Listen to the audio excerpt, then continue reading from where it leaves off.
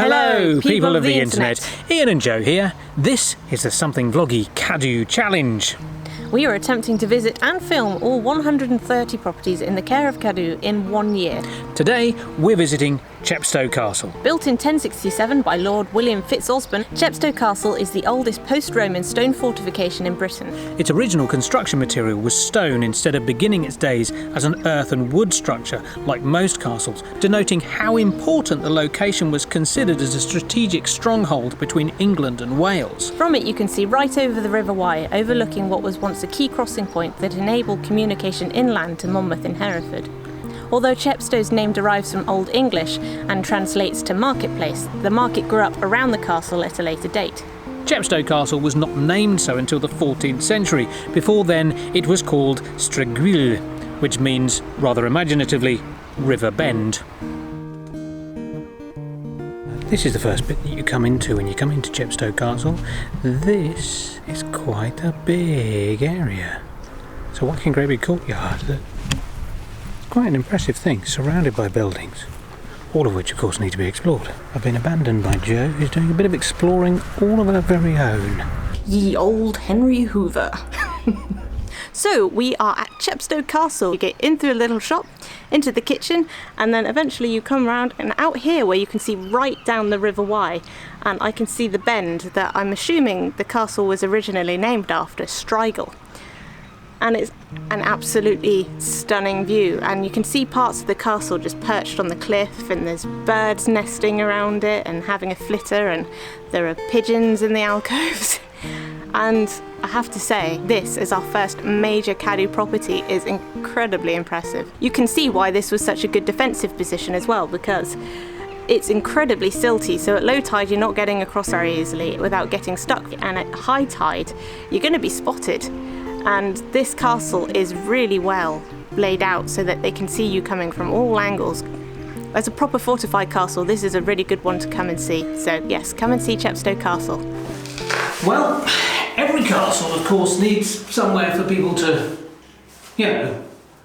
go. And this is one of those. It's called a garderobe. A garderobe. I've never been entirely sure how you're supposed to say it. I'm sure somebody will tell me in the comments down below. But talking of down below, that's where whatever you're depositing goes. This is a hole that goes directly down to the river below. I mean, I can quite literally look down and see water quite a long way beneath me. I suppose it's a very efficient way of getting rid of stuff and stopping the place from smelling. It's also got quite good acoustics.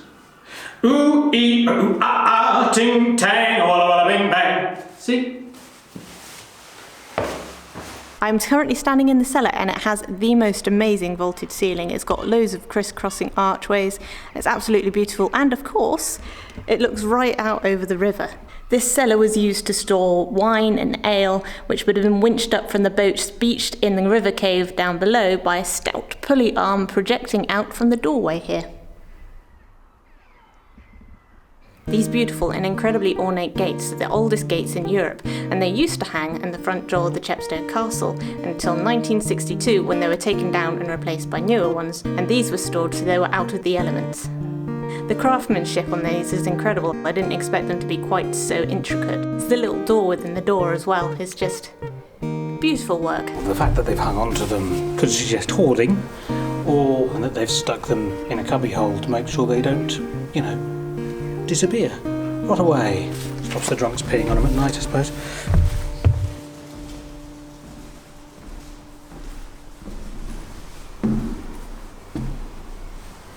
It's all on a very grand scale. Big windows, big fireplaces, big flights of stairs, big courtyards, big rooms.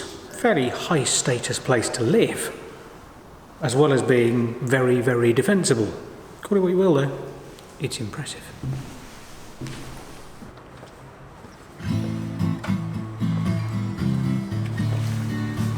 Well, I've climbed to the top of the tower, and from here you really can see all over the place. You can see down to the river, and you can see out over the town, and it's all laid out in front of you. Lots of windows and places you can have a nose, and that obviously is incredibly strategically important. but this strikes me as something a bit too high class just to have a nose at your neighbours. This is lavish living. I've gone up as far as I can, so now it's time to go back down again.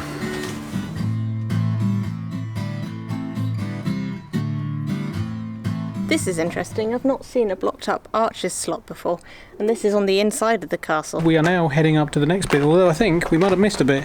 Is this a bit we've missed? It's just so difficult to know. There's so much of it. And probably, let's have a look.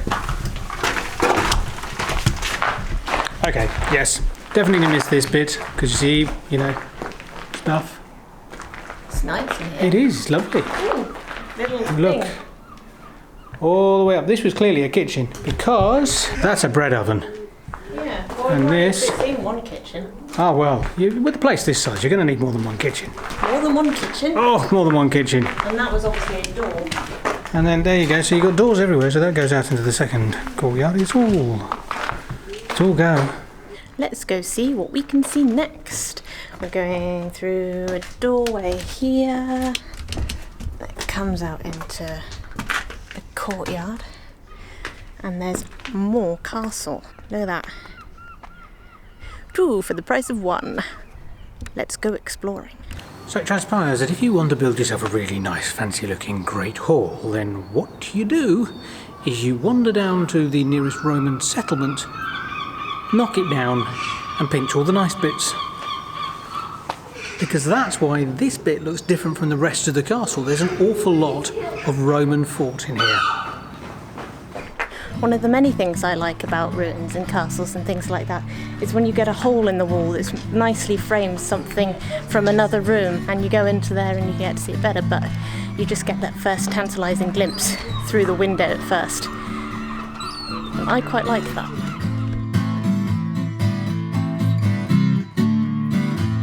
So that behind me is the back of the Great Tower. Down below me is yet another bailey. And then this bit that I'm standing on here is a walkway that allows you to go pa-chung, pa-chung with your bows and arrows to fire at the people on the Welsh side, and then over that way you can see the river, which allows you to go, oh look, pretty river. And of course to prevent people from trundling up and down with their boats if they want to head on up to Monmouth or Hereford or that sort of neck of the woods. Very important and strategic position, so it was. This barbican was added by the younger marshals to strengthen the westward side, because there clearly wasn't enough castle to do strengthening back then. It can officially be said there is an awful lot of this castle, so much so that I have finally reached the rear wall. It's stunning, it's a lovely walk in itself. It just baffles one that they would build so much of it. Of all of the things I've read about this castle, it's not described as a particularly well fortified one.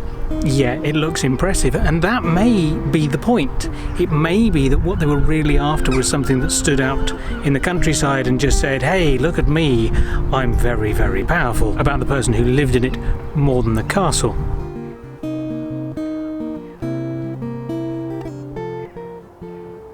So what did you think? I thought it was smashing.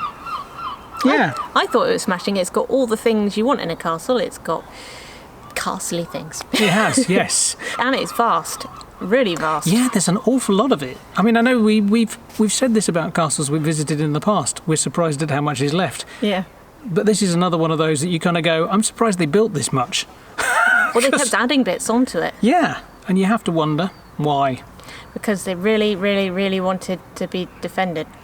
Well, yeah, but Against. apparently, from what I've read, it's not a particularly well-defended castle. Really? Yeah. A What lot is it? of what I've read says, oh, it's a bit rubbish as a castle, but it's very impressive to look at. And that seems to be the point of the place. It's sort of... Well, they've got an awful lot of leisure places in here. Oh, yes. And it's nicely... Should we say it's nicely decked out? Or it was. Nice, pretty windows. They've got all those Yeah. that are completely useless for being defended against, but it's got a good defensive position right over the river. You Oh, can yeah. see anybody coming for miles. That's the thing. It's I an think it's a pretty interesting one. thing. It is a very pretty one. one. Yeah, it's a very nice place. And the further up you go into the castle, the quieter it becomes. Yeah. And the better the views get. Yes. I will also agree with that. But you can do it twice. You can do it once on the ground floor and once from the ramparts, because there's a walkthrough that goes quite some distance around the castle. Yes. So the next time you find yourself in the vicinity of Chepstow, do pop along. Yes. And have a look at the castle. Are you mocking my accent? No. Yes. So this is the third CADW challenge site. Yes. We will be hitting number 4 very soon. Yes. And if you want to see that, don't forget to subscribe if you haven't already. And then, if you want to get notifications, please click the little bell to give it some ears. See you next time. TTFN.